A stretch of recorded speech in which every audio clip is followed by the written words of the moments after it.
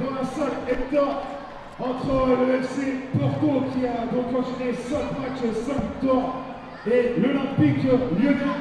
Porto vaincu depuis ce matin qui va jouer son 3e match de la classe B, 2e match.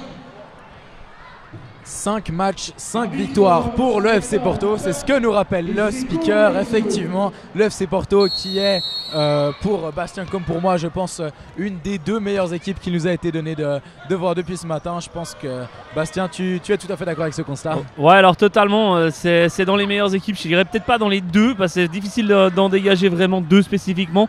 En tout cas, dans les 3-4 meilleures équipes, on a eu l'occasion de voir les deux équipes allemandes, hein, le Bayern et le Bayern, et puis Porto et Toulouse à la limite, ouais. Et puis il me semble qu'il y avait encore une autre équipe, mais on a vu vraiment des excellentes équipes aujourd'hui. C'est peut-être plus équilibré, il y a moins d'équipes qui ressortent du lot que l'année passée. En tout cas, pour l'instant, c'est plutôt sympa. Il y a vraiment du gros niveau. Et là, Porto, justement, qui a failli pouvoir s'ouvrir un boulevard dans l'axe. Et c'était évidemment ce diable de Johan Silva qui en a déjà mis un certain nombre depuis le début de ce tournoi. Mais là, le ballon est là-bas sur la droite avec le numéro 4. C'est Pedro Nunes, finalement. Ça a été, ils ont temporisé un petit peu.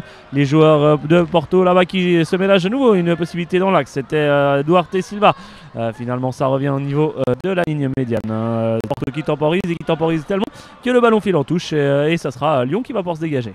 Effectivement, Lyon qui a été un petit peu moins en vert ce matin, j'ai envie de dire, mais qui a tout de même été invaincu. Mais ils ont terminé 3e, la faute à une séance de tir au but face au FC Bâle avec qui ils avaient fait match nul. Donc voilà, Lyon 3e, mais solide 3e on va dire. Ouais, solide 3e, mais c'est vrai aussi que les 2 équipes ont dû faire cette séance de tir au but à froid, hein, puisqu'elle a été faite en fin de tour, donc c'était pas forcément toujours très pratique pour les 2 équipes.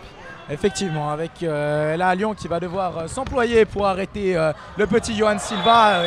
S'employer, je voulais pas le dire dans ce sens du terme, messieurs. Là, c'est le genre d'action qu'on n'a pas trop eu depuis ce matin et on en est bien content. Mais voilà, ce genre de petit crochet alors que le joueur part au but, ça ne fait jamais plaisir. Il y en a de plus en plus hein, quand même depuis qu'on est passé dans la 2e phase. On sent que l'intensité et la volonté de gagner est passée. Oh là là, quel coup franc!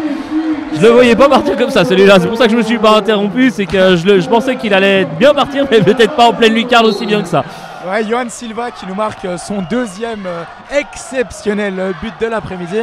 Il en avait déjà mis plusieurs, des nombreux en tout genre ce matin, mais celui-là il est vraiment épatant, tout comme celui qu'il a mis à la dernière seconde contre Arsenal où il a crocheté 2 défenseurs et le gardien. C'est vraiment un joueur qui nous épate, une des révélations du tournoi lui aussi, ce petit numéro 11 de Porto, Johan Silva. Ouais, je pense que ça va être clairement, si on me demande mon avis pour le joueur du tournoi, il sera clairement en tout cas dans mon top 3, peut-être même dans mon vote de meilleur joueur pour l'instant en tout cas. Ouais, je pense que ça se joue quelque part entre lui, la petite merveille d'Arsenal, le numéro 8 Sheffield. Je m'interromps, encore un coup franc, 2-0 pour Porto, Rafael Santos. Et encore une merveille.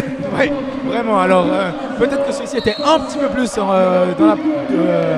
à portée de main pour Taïeb Guiraïchi, le gardien de Lyon, mais toujours est-il que c'est un superbe geste. Donc oui, pour moi, le meilleur joueur, ça se joue quelque part entre l'attaquant Vassim... j'ai plus son nom, mais le numéro 10 de Toulouse, le numéro 8 Sheffield d'Arsenal et le numéro 11 Johan Silva de Porto. Ouais, d'ailleurs les Toulousains sont un petit peu plus haut derrière nous. Ils étaient installés. J'ai eu l'occasion de discuter un petit peu avec eux. Ils avaient l'air tout surpris justement d'être un petit peu dans le haut du classement. Et ils savaient qu'ils avaient du talent, mais peut-être pas. Ils s'attendaient peut-être pas à être aussi mal classés que ça. Et encore un magnifique coup franc cette fois-ci. Le gardien lyonnais Taïeb Guiraïchi, lui, arrive à s'employer. Au 3e coup franc, il arrive à en sortir un. Ça doit aussi le rassurer un petit peu. Les Portugais ne sont peut-être pas que des mages de coups francs. On sait, hein, c'est quand même une spécialité de ce pays, les coups francs. Alors que là, il y a une petite phase de lutte juste devant nous. Et du coup, c'est Lyon qui arrive quand même à partir là-bas très très loin. Il y a une chute, il n'y avait pas de faute, effectivement. Le ballon est toujours dans les pieds des joueurs portugais. Un ballon qui va sortir en touche. Ouais, effectivement, Lyon qui fait un bon pressing sur cette séquence. Il le faudra parce que franchement, ces joueurs de Porto sont vraiment pas faciles à prendre. On le rappelle, un but encaissé par le FC Porto, c'était une merveille de Shefferd, un lob excentré vraiment magnifique, alors que là c'est Bouad Bella qui se paye un petit festival et qui reçoit un petit coup pour le coup. Ça ferait plaisir à Thierry Loret, mais moi ça me fait pas trop plaisir. Bref, toujours est-il que le ballon est dans les pieds du gardien Tayeb Gereichi, qui joue sur son défenseur à droite avant de revenir probablement ici sur le côté gauche. Voilà, c'est pour le numéro 2 El Harat, je pense, je ne sais pas si tu lis comme moi. Et voilà, les Lyonnais qui font bien tourner. Et là voilà, on s'engouffre dans le camp adverse avec peut-être des espaces à créer, avec là justement un joueur qui percute, c'est le numéro 6 Ben Baibesh qui a joué sur Bouad Bella, avec le numéro 7 Goumba Babot qui peut s'employer une deuxième fois, et but de Goumba Babot, réduction du score 2-1 alors qu'on est bientôt à la mi-match. Ouais, c'est le deuxième but encaissé par les Portugais depuis le début de ce tournoi seulement. On en est, ça doit être leur 4 ou 5e match, quelque chose comme ça, 6e peut-être même. Donc une grosse performance pour l'instant des Portugais, mais là les Lyonnais ont su relever le défi, ont su aller apporter le danger. Puis ce petit ballon de l'autre côté, petit filet croisé, c'était peut-être moins une merveille que les deux coups francs qui ont amené les deux buts portugais, mais ça reste quand même un fort joli but. Et les Lyonnais, on le sait, c'est une équipe qui est présente depuis très longtemps dans ce tournoi, hein. Ils sont là depuis le début et chaque année ils relèvent le défi, ils sont dans les meilleures équipes. L'année passée c'était la première fois qu'ils ne terminaient pas dans le dernier carré. Ils avaient terminé finalistes de l'Europa Cup, donc ils avaient terminé 9 ou 10e je crois du classement final. Et là c'est Porto qui va pouvoir remettre la compresse. Finalement non, Lyon arrive à toucher. Lyon avec Boabdella qui est contré un peu au milieu des terrains. Il y a trois Lyonnais là qui arrivent sur le ballon. Ça sera finalement bien sorti de la part des Rodaniens, mais c'était pas tout facile non plus. Les Gons qui tentent de se relancer là-bas sur la gauche avec ça doit être leur numéro 8 Boabdella. Un ballon maintenant, ça va donner une opportunité là-bas, c'est du 2 contre 4, mais il y a une faute effectivement. Une très bonne passe de El Arnat et ça sera une faute de Pedro Núñez, il me semble. João Pinto, c'est celui du dessus. et voilà, je crois que Pedro Núñez ou João Pinto, il y en a un des deux, en tout cas c'est le fils d'un ancien international portugais, en tout cas à ce qu'on m'a dit. On essaiera de contrôler tout ça, mais il y a aussi un petit peu de sang international, ça se voit là-bas dedans. Oui, je pense, mais voilà, là honnêtement, les joueurs qu'on voit aujourd'hui, il n'y en a pas beaucoup qui ne pourraient pas être des fils d'internationaux. Franchement, avec là un coup franc, encore un coup franc et encore but de Lyon cette fois. C'est Jessim El Harat qui égalise alors qu'il reste 5 minutes à jouer. Coup franc tiré à terre, c'est peut-être moins splendide, mais ça fait but aussi. Ouais, c'est tout aussi efficace et ça doit être une des premières fois que Porto se retrouve à se faire remonter au score, hein, parce qu'ils ont très peu encaissé de buts et là il y avait 1-1 contre Arsenal jusqu'à ce que Johan Silva nous sorte sa masterclass de la dernière seconde. Ouais, bah là en parlant de masterclass, c'est pas passé loin sur cette action là. Je crois que c'était le numéro 4 Pedro Núñez qui a failli pouvoir trouver le petit filet adverse. Finalement la frappe a fui le cadre et ça sera un corner pour les Portugais. Ça sera tiré par le numéro 2 Pinto, João Pinto, le fils de João Pinto, qui peut pas faire grand chose parce que le ballon va finalement être rendu aux Lyonnais. Effectivement, ce serait une touche alors que le gardien pensait que le ballon lui revenait, mais de toute façon voilà, 1-2 avec le gardien et on repart vers l'avant. C'est comme ça qu'on fait ici et ça joue très bien au football, on le rappelle. Avec cette fois-ci, c'est obligé une bonne passe vers l'avant pour un attaquant, mais qui n'est pas qui est intercepté avec Francisco Fernandes là qui parvient presque à trouver le numéro 9 Lucas Leite si je ne me trompe pas, mais ça ne parvient juste pas. Attention, le gardien de Porto qui prend des risques et Lyon qui va peut-être pouvoir se mettre en position de frappe avec le numéro 8 qui glisse sur le ballon. L'arbitre fait signe de laisser jouer. Là voilà, le ballon a été touché de la main par Jalis Boabdella qui était au sol après avoir trébuché. Ouais, c'était bien sur l'action précédente, c'était tellement bien tenté ce petit 1-2, cette remise en première intention, c'était splendide. On sent quand même que les joueurs portugais les joueurs de Porto ont vraiment ont vraiment du jeu, on va dire. Voilà, voilà, ils ont un ADN de football, ils sentent le football et on sent que ça a aussi été beaucoup travaillé, les jeux en première intention. On sent qu'aucun détail n'est laissé au hasard du côté portugais. On le disait déjà l'année passée avec les deux équipes de Lisbonne, le Sporting et le Benfica, qui avaient aussi justement vraiment une excellente qualité de jeu et un instinct de jeu. Eh bien, c'est intéressant de voir aussi que du côté de Porto, on sait faire la même chose et ça fonctionne extrêmement bien cette année.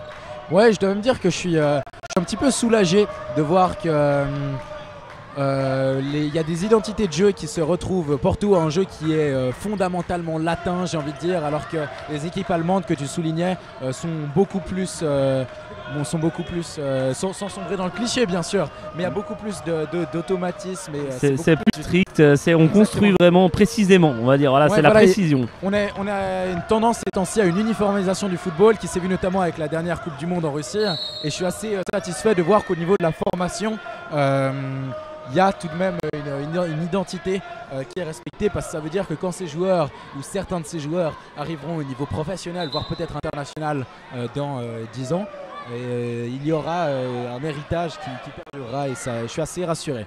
Attention parce qu'il y a coup franc. Il y a coup franc, ça sera pour le numéro 2, El Arnat, qui va pouvoir allumer. Ça sera pour une superbe parade du gardien Santiago Ferreira. On ne l'a encore pas cité aujourd'hui parce que les 2 buts qu'il a encaissés, il ne pouvait strictement rien. Là, Lyon qui frappe. Oh là là, quel but, mesdames et messieurs.